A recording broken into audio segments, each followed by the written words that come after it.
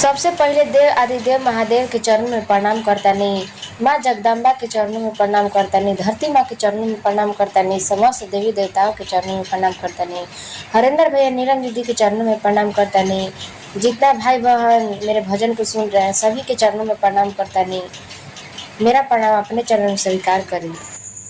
अरे एक कवन के बाग में उतरल जोड़वा नगवा चल हो गौरा।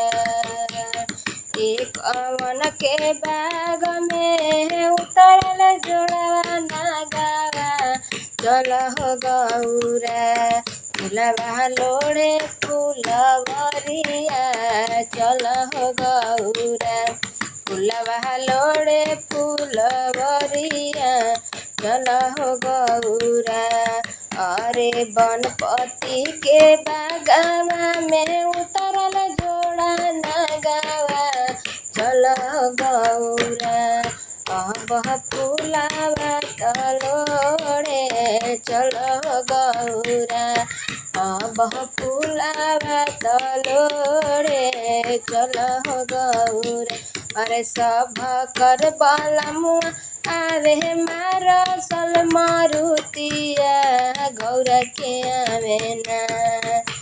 सब कर बलमुआ आवे मारसल मारुतिया गौरा के आवे ना।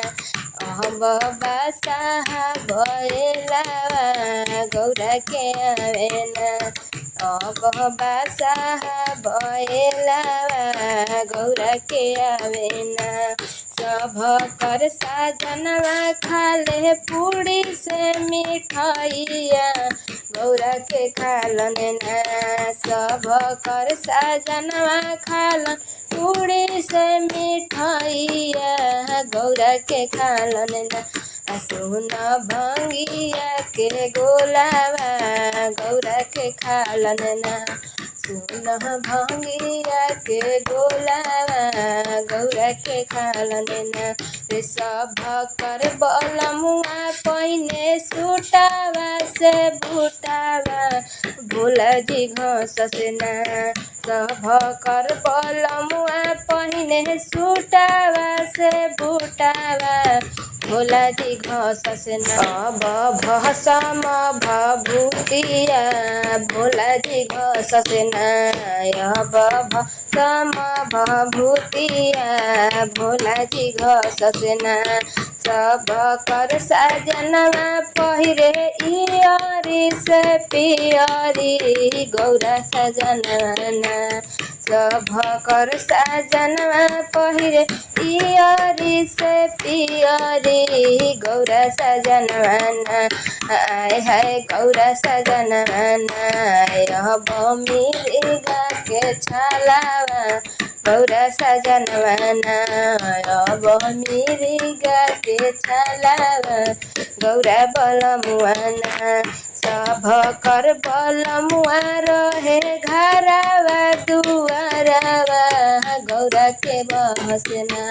सब कर बलमुआ रहे घरवा दुआरवा गौरा के रहसना। किया बह पर्वत पहाड़िया गौरा के रहसना। अब पर्वत पहाड़िया गौरा के रहसना। सब कर बलमुआ रहस महला से महला गौरा के रहसना। अरे सब कह बलमुआ से महला से तू महला गौरा के रहसना। किया टूटा ही मड़ैया गौरा के रहसना। यह बह टूटा ही मड़ैया गौरा के रहसना। अरे सब कर बलमुआ पहिरे सोना के सिकरिया गौरा के पहिनसना। सब कर बलमुआ पहिने चांदी के सिकरिया गौरा के पहिनसना। आय है गौरा के पहिनसना। यह बहना गावा के मालावा गौरा के पहिरसना। बहना गावा के माला गौरा के पहिर सेना।